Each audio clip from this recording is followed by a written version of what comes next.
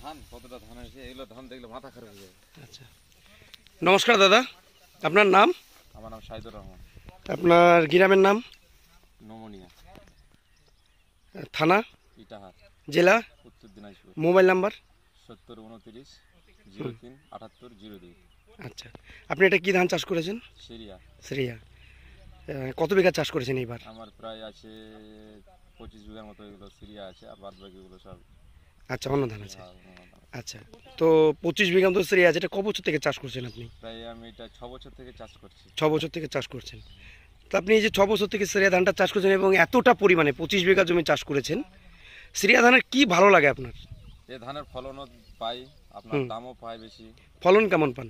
ফলন আপনার ধরে নেন 10-11 চলে যায় আমাদের। 10-11 কুইন্টাল, মানে বিঘা প্রতি 33 বিঘাতে আমাদের 10 থেকে 11 কুইন্টাল আপনার পেয়ে যান। আচ্ছা, আর দামও প্রতি বেশি ভাই। প্রতি বছর কি এরকমই ফলন হয়? প্রতি বছর আমাদেরও 20 বিঘা 25 বিঘা করে সিরিয়া লাগাবোই। আচ্ছা, তো দামে কেমন ডিফারেন্স পান? প্রায় এখন বেচতে গেলে 500-600 পাই, আমরা তো চৈত মাসে বিক্রি করি। হ্যাঁ, তখন প্রায় আপনার 1000-1100 টাকা বেশি পাই।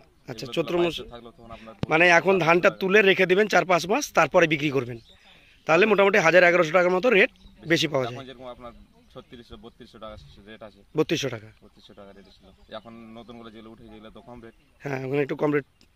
স্বাভাবিকভাবে ধান উঠলে পরে সঙ্গে সঙ্গে তো ওর দাম কম হবে। ধান ওঠার সময় আমরা বিক্রি করে দিই, তার 1 মাস আগে বিক্রি করি। 3200-2700 এগুলো বিক্রি। আচ্ছা, তো আপনি এই ধানটা চাষ করে খুশি? হ্যাঁ, প্রচুর খুশি আমি। সিরিয়া ধানের আরও যদি গাছের কথা যদি বলা যায়, গাছ শীষ কেমন? গাছের দিক থেকে আপনার প্রচন্ড ডাঁটা শক্ত। ডাটা শক্ত। আচ্ছা, হাওয়া টাওয়া যদি অতিরিক্ত হয় সেটা তো পড়বেই, কিন্তু তার সাথে যে হাওয়া নিম্ন যদি হাওয়া হয় তাহলে এ কিন্তু সহজে পড়ে যাচ্ছে না, সহজে পড়ছে না। সহজে। আচ্ছা, আর শীষ? ডাঁটা খুব শক্ত, শীষও লম্বা। শীষ লম্বা? হ্যাঁ, ওই এইটাও আছে। একটা শীষ তুলে দেখেন আমাদের কেমন। শীষ কি দেখেন এ কি কত বড় শীষ দেখছেন, ধানের ফলন কতটা আছে? মোটামুটি প্রায় 11 ইঞ্চি, প্রায় কাছাকাছি 11-12 ইঞ্চির কাছাকাছি। 11 ইঞ্চি হবেই। আর দানা মোটামুটি এই শীষটাতে দানার সংখ্যা কত হতে পারে? এটা তো গন্তি করা নাই, প্রায় তাও 350 প্লাস 400 কাছাকাছি হয়ে যাবে। হয়ে যাবে। হ্যাঁ, তো আপনি এই ধানটা চাষ করে খুশি? আপনার কাছ থেকে শুনলাম আপনার ধানের রেটও ভালো, গাছ পড়ে না, এখন যে ধানের শীষ তাতে রেটটা একটু কম আছে, কিন্তু যখন চৈত মাসে বিক্রি করার কিছুদিন আগে মানে সব থেকে ভালো প্রফিট পাওয়া যায় রেখে বিক্রি করলে। রেখে বিক্রি করলে সব থেকে বেশি প্রফিট পাওয়া যায়। আর ফলন তো অন্যান্য ধানের তুলনায় ফলন বরাবরই আছে।